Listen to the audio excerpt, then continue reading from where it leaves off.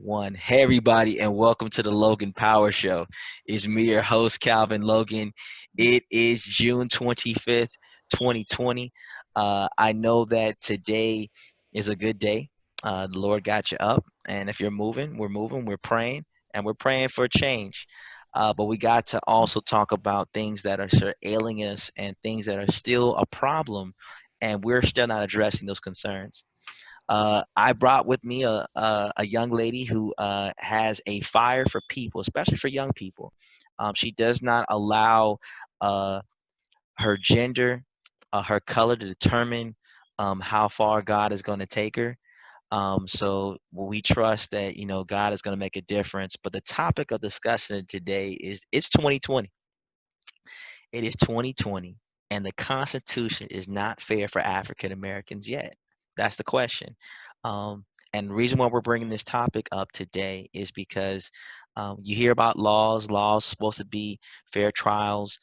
You hear about, people supposed to be given the opportunity. Color should not be a factor. Your color should not be determination of why you can't have this, but it's still a problem. So I brought me a person here. She's got a ton of knowledge. Don't let the looks fool you. She knows a lot of her stuff up and down. She's the one and only Miss Jamita Brown. How you doing, ma'am? Good. Thanks for having me. Yes, fantastic. Glad to have you here in the Logan Power Show. So hey, the floor is yours. 2020. The Constitution of the United States of America is not fair for African Americans yet. Is the question. Tell us, is it fair or is it not? The Constitution was not written with Black people in mind. Actually, the Constitution said that we were enslaved and we were property, our ancestors. So, if you think about it, when it was created about 100 plus years later, our ancestors were freed from slavery. So, the Constitution was never written to accommodate us at all.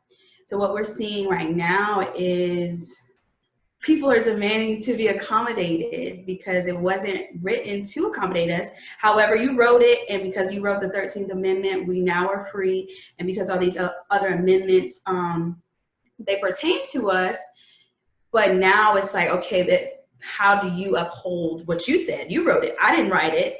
You said that this was America the beautiful, the free. You said that we had all these rights. You said that we have the right to freedom of speech. We have the right to bear arms. You said all these things. So what's the problem? So I just think it's not fair, but we are trying our hardest I saw someone say that Black people are the true patriots because we're the only group of people that push the envelope to get just what the Constitution says. And once we do that, everyone else is, in a sense, blessed by that change or those transformations that happen. So I don't think it's fair because it was never written to accommodate anybody who was not a white male. And then, of course, if you're a white woman, that just kind of happened for you as well because you're white. But anybody else, it was not created for you, especially people whose ancestors were enslaved and were qualified as property, not even as a whole person. So that's it. I hope that it'll be fair in my lifetime, but what I've seen in my almost 30 years is that no, like it says it on the paper, but the actions that are being perpetuated are saying otherwise. Absolutely. So how do you stop that kind of argument? People say, I mean, you got the Bill of Rights, you got all these amendments. You say you have these amendments that's supposed to sort of balance out the power. It was written almost 200 plus years ago, 245 years ago to be exact. But if you think about going through the balance of power, they say these amendments are supposed to be in place. These laws are supposed to sort of balance out everything, but you see it time and time again where things are not the same. For those who didn't see Netflix, um, they were talking about Mr. Khalif's story, the young man back in you would think 2010, May 5th or May 15th of 2010, was accused of stealing a backpack. Did 3 years in Rikers Island, didn't see a day for a fair trial, but he spent 3 years of his life in Rikers Island, died in 2015. just post-traumatic stress disorder is what I call it. And you see these time and time again, um, perpetual situations is happening. Um, you got the you have the Mr. Floyds, you have the Ahmaud Arbery's, the Breonna Taylors, um, just other stories you hear. You have the stories of civil rights leaders fighting for what you believe, but there are people who are there's still struggles. There's still race, color is how we still see each other. And or like, let's be honest, even with black people, light skin, dark skin, you have a difference in that. You have an argument. Like this color, this darker complexion is always looked down upon, lighter Yeah. complexions looked down upon. So how we, from your personal take, what should we do to sort of get these gaps together and make it a better place? Um, I always laugh about this, but it's not even funny.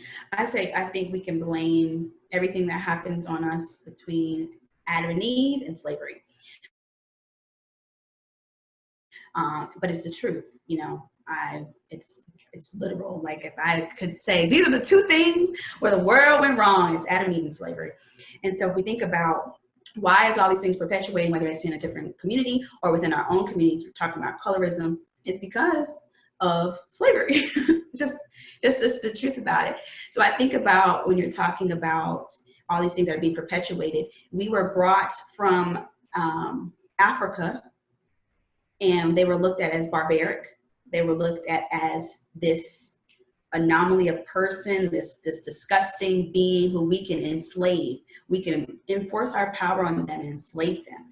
So Black people have always been looked at as some type of savage. Even people, the Native Americans, any people of color have always been looked at as some type of threat or some type of thing that you needed to control. So we're talking about in 2020, this has been going on since, you know, Christopher Columbus discovered America. If we're talking about that, and it's always been savagery, it's always been let's control them, it's always been they're barbaric, it's always been they're these, you know, these freaky beings, then why wouldn't that perpetuate, you know, in the system and the structures we have today?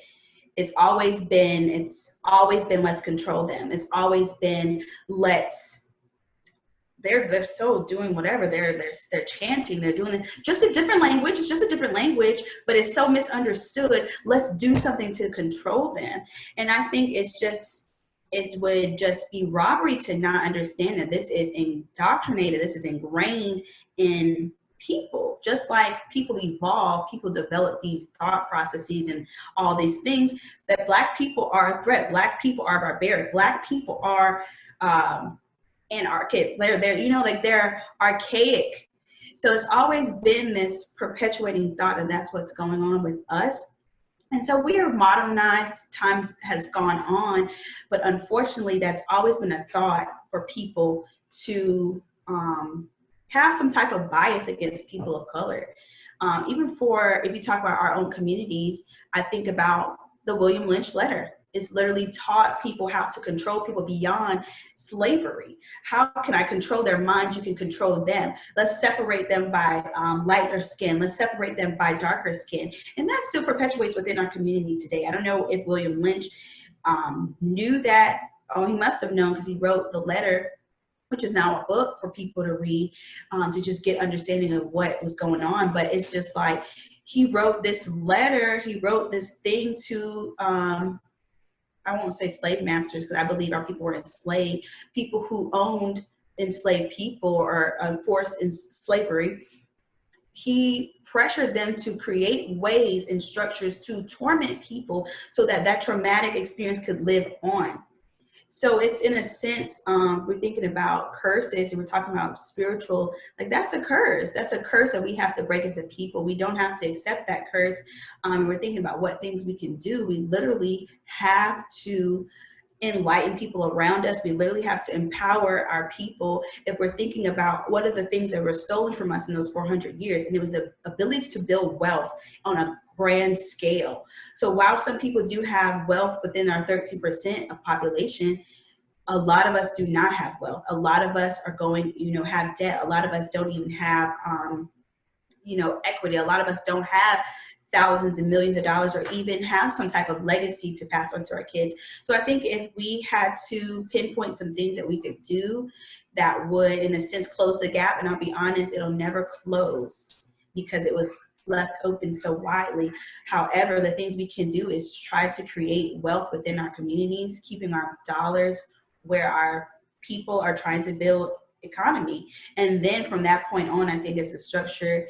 That's the first step, in a sense of how can we, I was listening to something, it was like building businesses, or you're telling people to go to college, but what job are they going to go to after that? So it's really empowering people to do things that for communities that we need. So I'm a youth development educator. While that's necessary, you know what's more necessary? Who owns the buildings?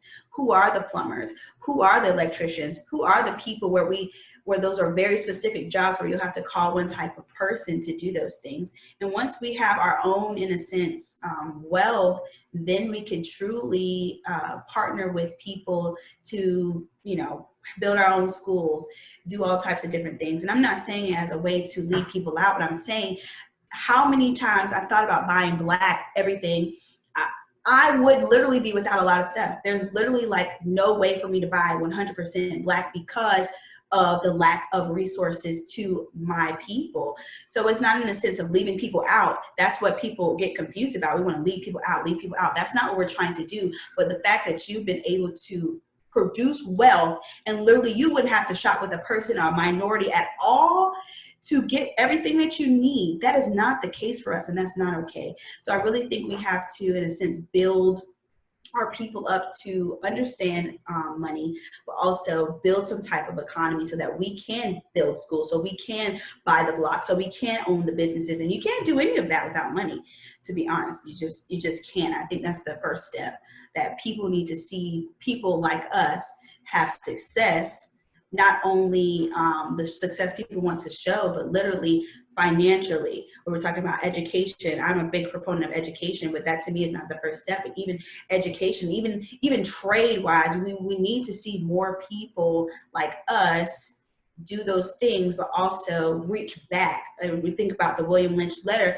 that crab in a barrel mentality, literally force people against each other, and that's perpetuated in our community. So we really have to do those things together. And I'll say this too, we'll have to become united. So while that trauma and that history was passed on to us, if you think about the Black community, it's exciting now because we see social media and we see how we've lived a lot of the same experiences and people are banding together, but we have to get rid of the senselessness that happens within the context of our communities as well.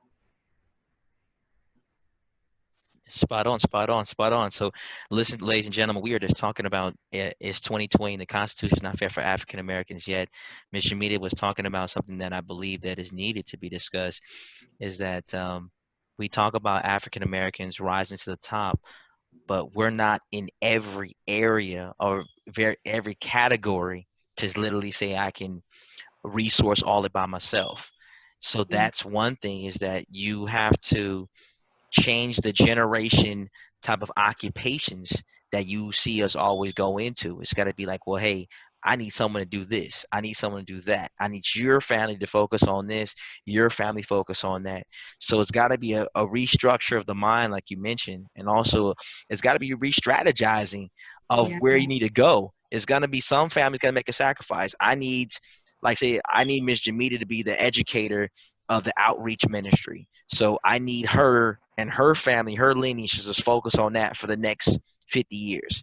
I need Calvin to focus on the media side for the next 50 years. I need another family focus on the grocery side for the next 50 years. So those African Americans, I get so bothered because I'm like, why don't we have a Black TV network? Not BET, but like, why don't we have a Black news? Like, why don't we have, like, what?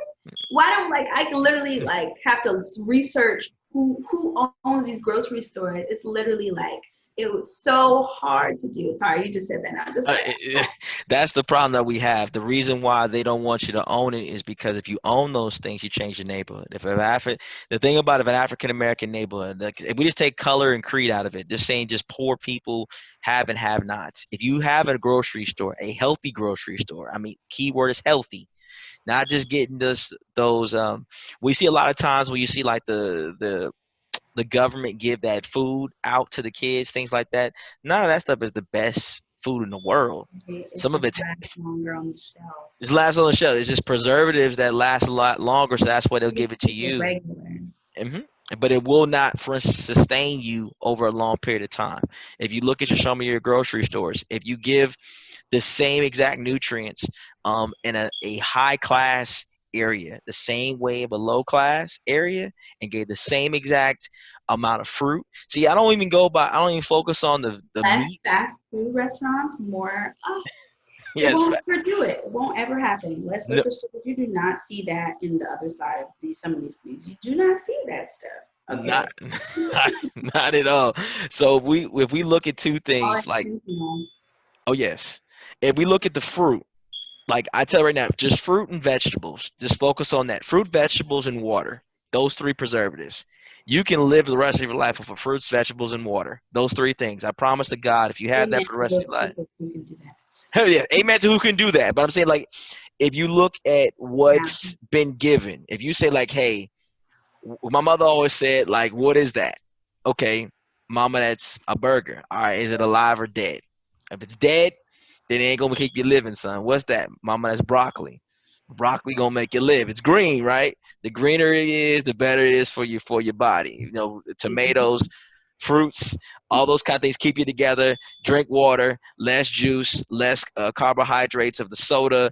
Let's get those things together. So those are the things we talk about. If you have a positive grocery store, you got to make sure you have the right things. If you go in a grocery store right now and you pick off um, an orange, and that orange is really getting gushy and smushed, that orange ain't good. That's a bad orange. A good orange, it's gonna be ripe. It's gonna be. I can put some pressure on it, but when I cut it open, man, that thing is juice to go. But you're not gonna find it everywhere. Now, you mentioned about infrastructure of the mind. You mentioned about entrepreneurship. Now, with this COVID-19, you are an educator. You help with the youth. We know that it's going to be a have and have nots because there are some people that are not going to have home internet service. And Yeah. because the kids now, majority of their work is required to have electronics and Right. computers. What are some things you think that we need to work on to help our youth? Because the problem that I'm seeing, that I see is going to happen is that they're going to be parents that are not going to be able to teach their kids at home Mhm. and sustain a job and do two things at the same exact time with this pandemic going on. So what do you think we should do to help those families that will be less fortunate? I think for educators, so I don't work in a school. I work through a university youth development program. However, I think we have to start understanding, even just for whatever kids, any kids that are maybe struggling. It doesn't have to just be Black kids, but um, for any kids that are struggling, we have to come to an understanding that some of these experiences and some of this life that they live is probably something that we would have nightmares if we had to live through it. So I think if we think about how resilient some of our students are, and we think through like their experiences may not necessarily be my experience as a person or whatever I've lived through, but also maybe they just have it hard and they can't afford certain things. So I think as people, not just an educator, but anybody who's in the community who sees youth, or I just think it's really understanding people's stories. People don't have to tell you their business, but you need to have some type of common knowledge of something about this family. They do well, but I know something. So you have to learn how to engage with people on a deeper level. I love when I work with our kids in our program. I knew everything about, I didn't know necessarily everything, but I knew like if someone was sick. I knew about the siblings. I knew like if something was going on. So I think we really have to engage on a deeper level, not just as educators, but people who are within the community. So whether it's a kid in your church, as a kid in your whatever or a family, that you're close with, even the people around you, you don't necessarily know the level of their stories because we look good on the outside, but we don't know what's going on inside. So I think that's number one, engaging beyond what you see with people, because there might be a need that is unaddressed and they may not have the resources for it, but you may have it, but you've never asked them what that need is. And it doesn't necessarily have to be monetary, but it could be, oh, okay, well, here are the people who could do it. And a lot of people either don't have time to do that or don't have they don't know where to look. They don't know anything about some of the things you may know. So I think that's first, engaging with people beyond the context of, oh yeah, she go to my church, but you don't know, like maybe she's struggling with her kids, maybe she's struggling, maybe you can mentor them, maybe you can provide resources for them, point them to the resources, or maybe you're feeling, like you can bless them with whatever, or connect them to someone who can bless them. So that's my first thing. And I think about some of these kids that would take a lot of things. My church in Chicago actually connected with some kids and they bought computers. Like, you know how much a computer is? Like, you could literally buy what's it called? The little ones that people, this is not as much. Tablets. What is it? Tablets. Tablets, but then it's like a very low memory, like the Google Chromebooks. Yeah, Chromebooks. Got it. Chromebooks. But they're Got you. not very expensive, so you can either bless one family, or you know what I mean? Like, there's lots of things that we can do that we just have to be less selfish about. Mm-hmm. And I think even providing the list of free resources for these Wi-Fi spaces. Now you got to think about it. If there could have been these free Wi-Fi things that popped up out of nowhere, why can't those be there throughout the entire year? You're speaking the truth. You know what I'm saying? Like, it's certain things like that. Like, all these things that could just happen really quickly.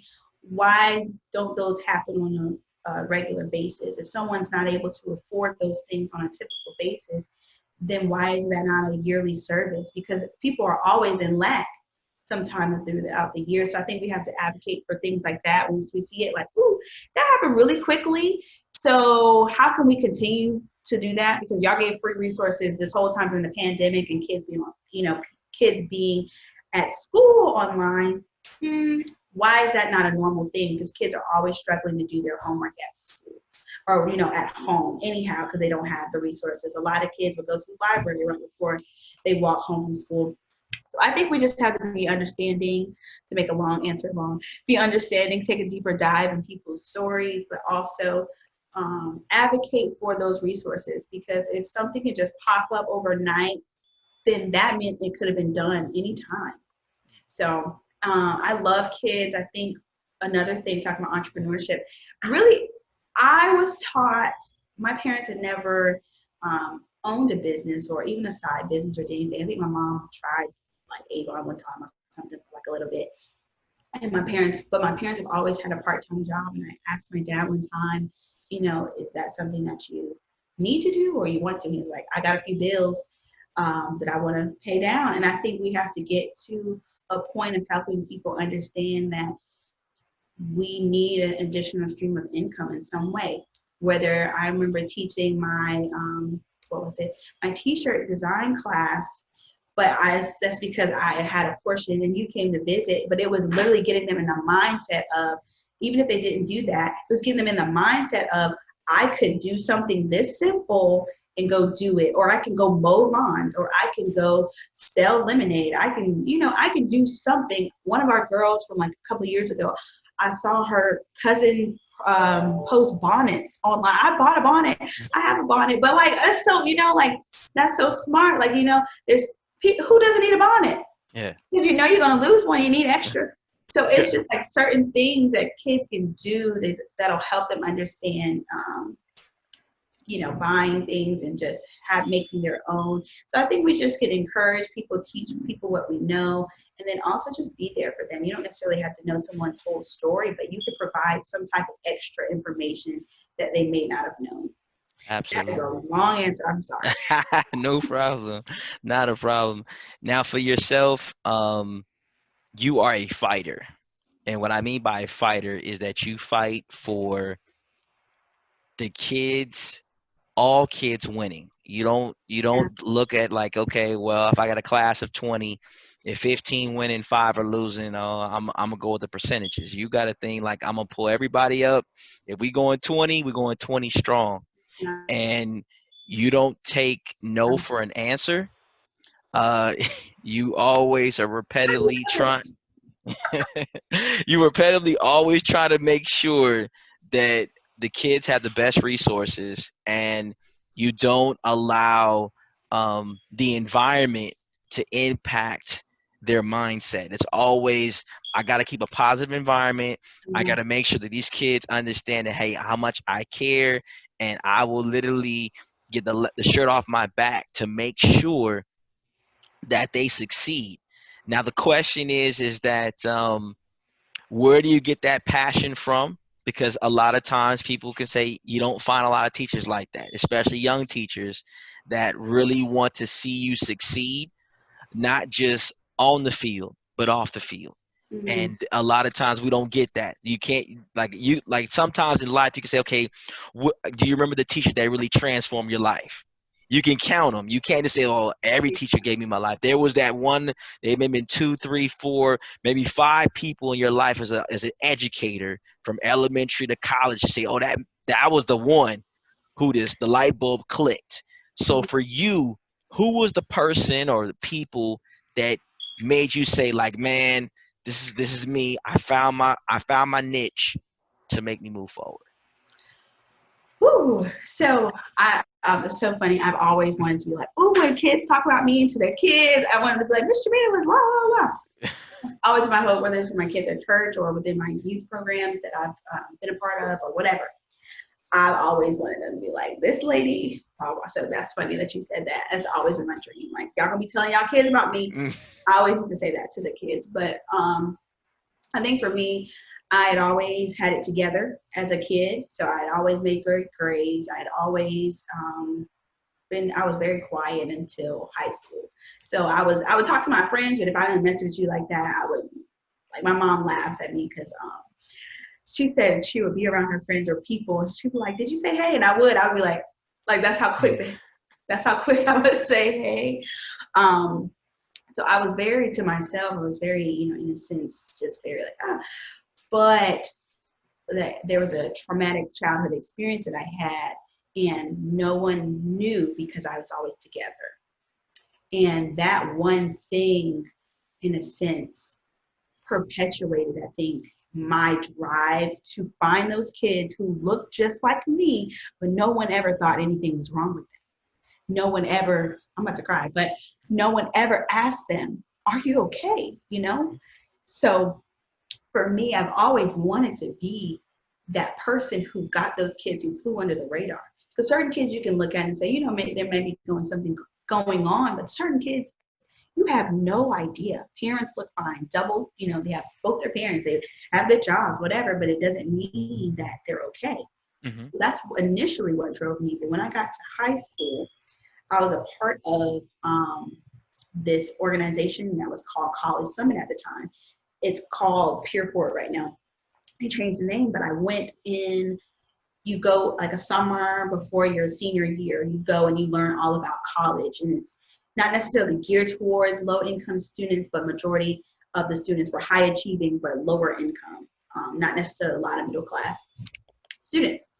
And so, and that's another thing I wanted to say too, like low income. If you talk about black, there's a black middle class, and then there's an actual middle class. And I felt like I was a part of the black middle class, but in the grand scheme of things, which was not middle class. It was a lower. So that was another thing.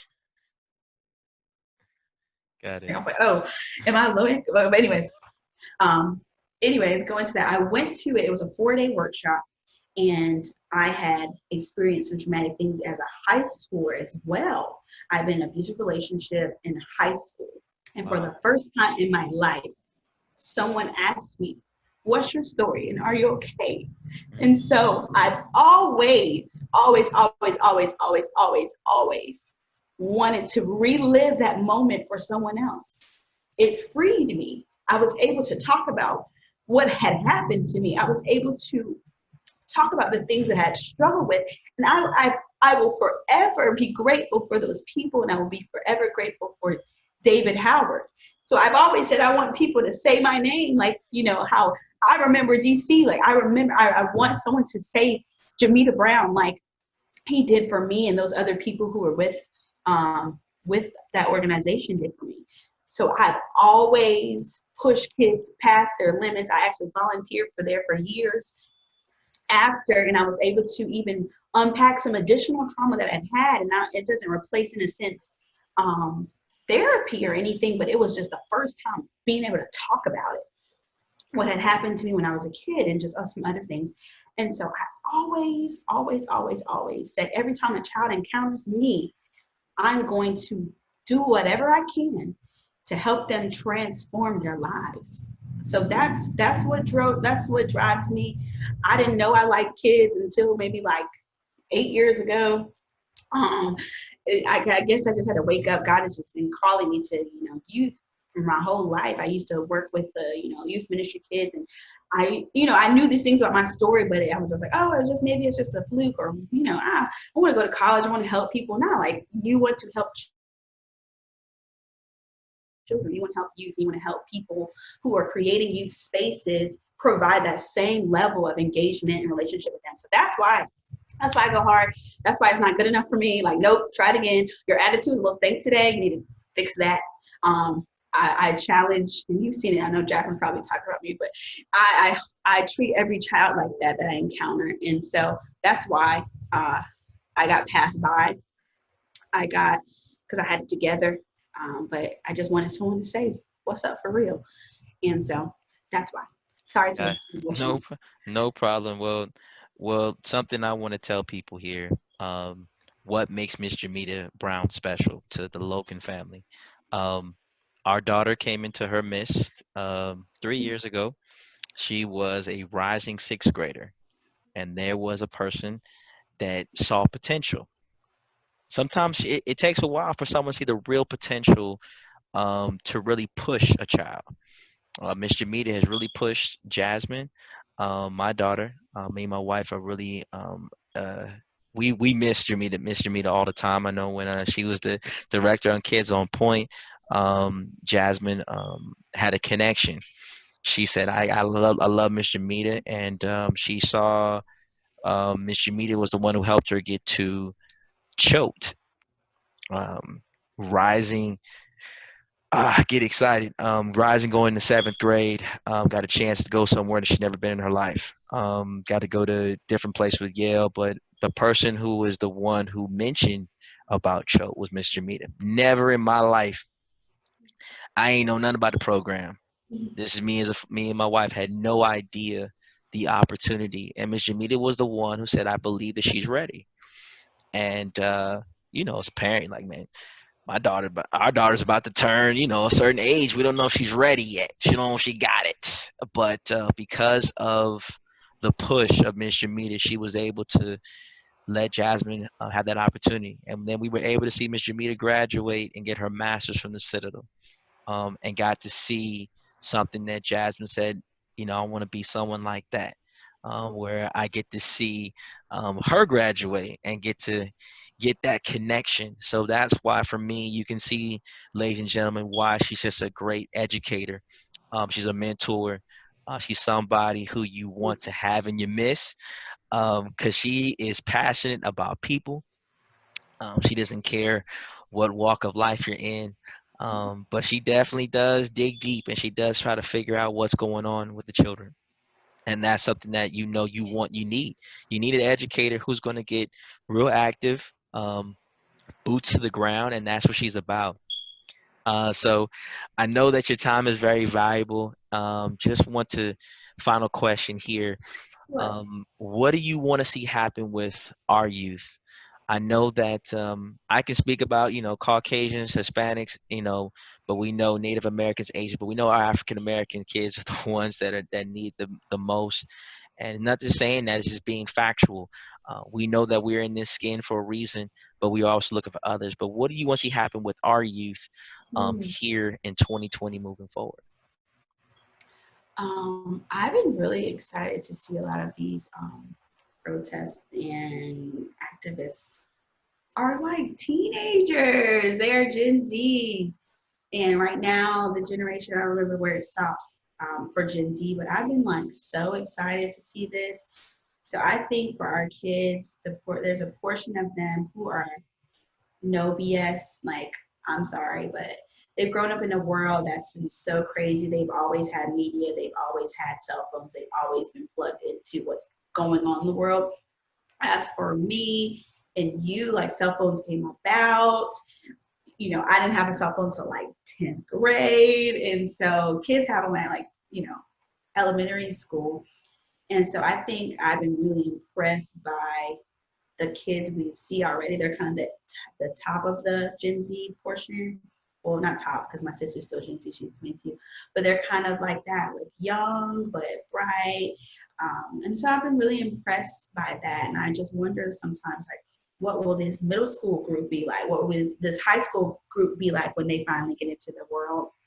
And I want, because I guess I've seen so much. I want them to believe in themselves, and I want people to believe in themselves. As a millennial, people always talk down on millennials, and I think now we do that to Gen Z. Like, oh girl, they gonna be la la la. But I think they're so bright, they're so innovative, they have so many ideas. What I would want for our generations ahead of us and before them to encourage them and to mentor them and to not throw them by the wayside, because that happens a lot. I see it. Oh, you're a millennial, la la. So I do the same thing. Like, oh, it's just a child. I do it to my sister all the time. But I want us to reach back and encourage them, but also learn from them. That's what I want from our generation. But for them, I want them to understand that they are so innovative, they're so creative, that they are living in a prime time to make transformations in their lives financially. You literally can get on eBay and sell something. You can create your own business, like in the drop of a hat. There's so much resources that are available to them.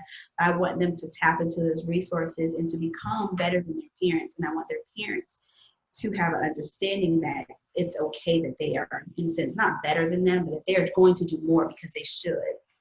And so for that group, I would say I want them to trust themselves and be confident in who they are. There's a lot of comparison in that group of kids because they've always seen other people via social media. They've always seen the side of people that they present. And I want them to have that understanding. I also want them to find who they are, what their voices are, what they stand on, and I want them to be committed to that. In this world, we can see a lot of different things. Whatever your beliefs are, there's so much to get into, and so whatever you choose to stand on, whatever you choose to be about, let's stay there and not sway, not in ignorance, but actually, not saying stay there and just, this is my ignorant thought, but stay there and, make a stance on whatever that thing is.